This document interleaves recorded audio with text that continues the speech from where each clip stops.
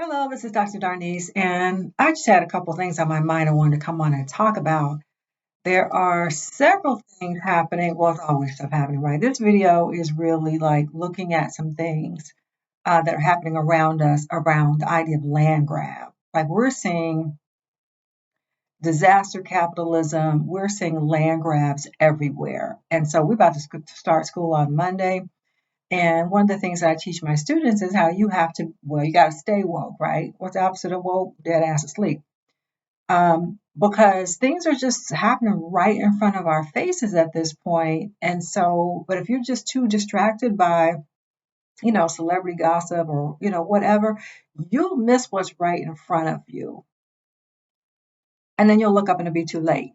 And as Black people, we know what that means. It means we end up losing things. We end up losing our voting rights. We end up losing the ability to teach our history in schools, all this crazy stuff.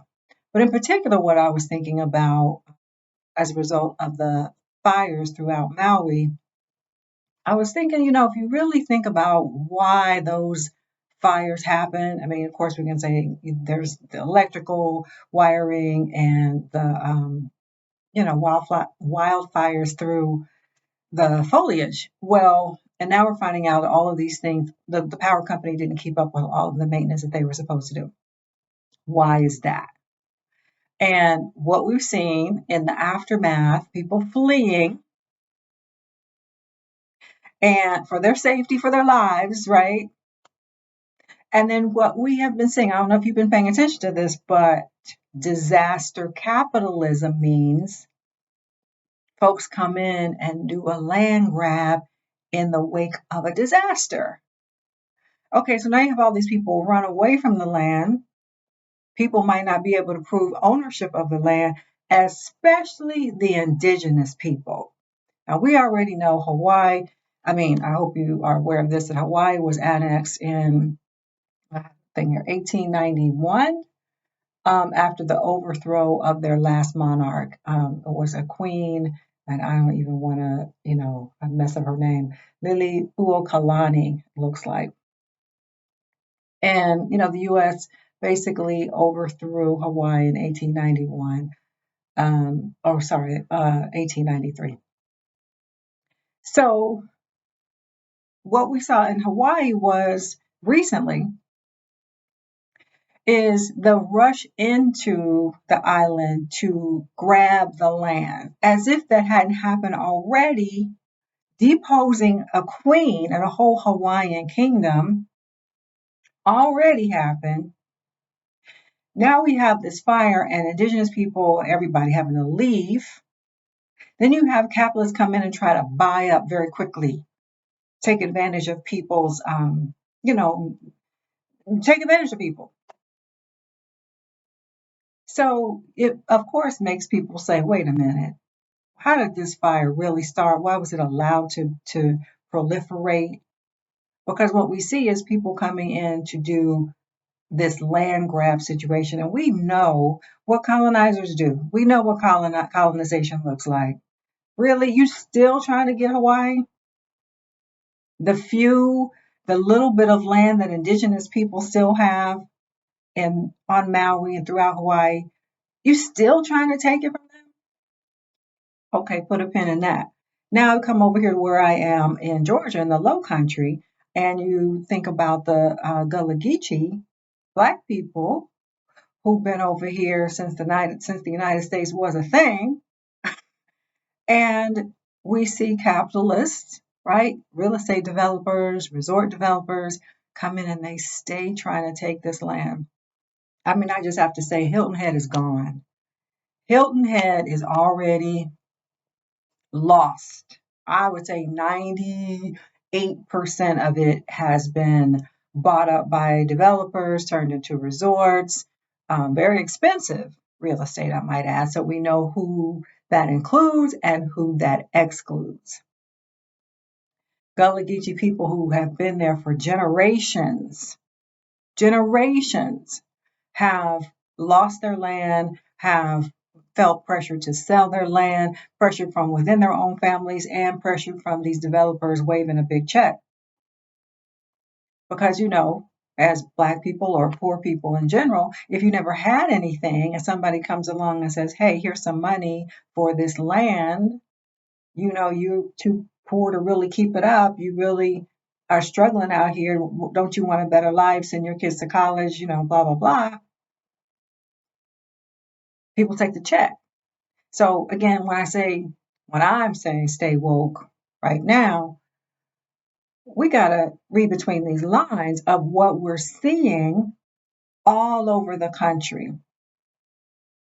Another issue I saw, and this was kind of a surprise to me, but I don't know, doing research on one thing leads me down a rabbit hole. And so I ended up watching something about Appalachia. Oh, I know why Appalachia. Because, let me see, do I have this book?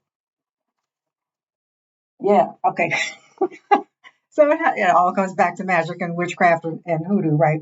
Backwoods witchcraft, conjure and folk magic from Appalachia. Because what I have found out in doing, my ongoing research about hoodoo and folk magic is that even in African American hoodoo and folk magical systems, of course, because of where Black people are physically located, they are influenced by Appalachian culture, by Native American culture. So, in America, there's nothing pure because America, right? So anyway, my research, my ongoing continuing research around hoodoo and the Low Country Gullah Geechee culture, these, I call them indigenous practices because they're indigenous for us who were brought over here. The magic that we practice bumps up against Appalachian. See, my notes just fell. Anyway, what it led me in terms of this video, that led me was to watching some videos about Appalachia and, poor white people and how they are losing their land too because wealthy people are coming in to North Carolina, Kentucky, Tennessee, and taking the land. And so what that means is these are people who are already poor, largely, who, once again, developers come in and wave a check and say, here, I will give you, $500,000 for this piece of property. We know 500,000 really ain't that much money, considering the millions these people are about to make on it, right? But if you never had anything, 500,000 sounds like a whole lot of money. And so you have that happening as well. You have people being pretty much forced off their land because developers bought property all the way right up to it. And so now they basically force you out. So poor white people in different parts of Appalachia are also experiencing this. I think this was North Carolina that I was looking at in particular, where this beautiful land. I mean, we know if you're not Appalachian, you don't really think about it. We don't think about West Virginia. We don't really think about it, but it's a beautiful part of the country, right? Beautiful nature, gorgeous rolling hills. I mean, it's just beautiful. And so wealthy people have said, oh, I want to have a second home and I want to build it in the mountains of North Carolina, or I want to have a third home and I'm going to build it on a lake over here. Well, there's already people there. Go buy it out, go move them. So when we see, well, what we see is all over the country, there are pockets of land that get taken over, and the indigenous people get moved off, the poor people get moved off, they get exploited in the sense that they're already poor. And so when somebody wastes that kind of money, that can mean, okay, now I have good health care, now I can send my kids and my grandkids to school.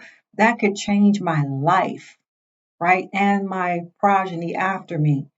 So you can see why people would do it. But at the same time, we got to think about, okay, well, what does that end up looking like? The haves and the have nots. And it's not secret. It's not even secret anymore. And that's why I say we have to stay woke. Because the way we vote makes a difference. Now, a lot of us say, oh, it don't matter. But you have to always say to yourself, if it didn't matter, why are these people trying to keep me from voting? If it didn't matter, they wouldn't care. They wouldn't be talking about it. They wouldn't be talking to me. They wouldn't be worried about redistricting. They wouldn't be worried about what a voting district looked like. But every year we hear about, oh, the Republicans are doing this and Republicans are doing this, trying to get the advantage for their party, of course. And where do they do that? They do that in areas that are largely Democrat. And they start figuring out ways to make it more Republican. So the fix is in a way, but we can see where we have avenues of power because those things are the things that people are trying to take away from us, which again always brings me back around to, we have to educate our own, and you have to educate your own kids and grandchildren. Nobody else is going to do that. Nobody is going to value our history more than we do. They're not even valuing their own. If they're poor, if they're working class white people, they don't care about them. So who's going to care about us? Us. As I said, we're getting ready to go back into a school year. We start on Monday. I can hardly believe the summer's gone already. And I'm going to end up meeting a new crop of freshmen. Well, shouldn't be freshmen, sophomores in my classes.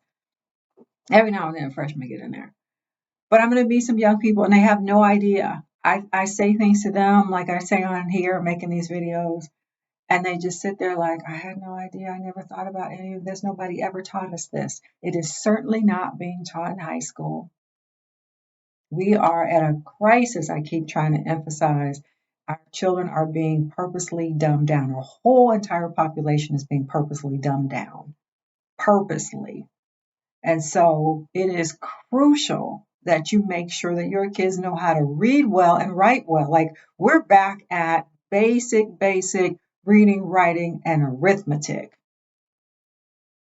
So anyway, I'm going to be back on here after the first week and let y'all know how that's going because I want to share with you how these kids come to school, how they come prepared and where they're not prepared. And I teach at a very expensive liberal arts university of many kids who have had private education, pretty good educations, but they are really lacking.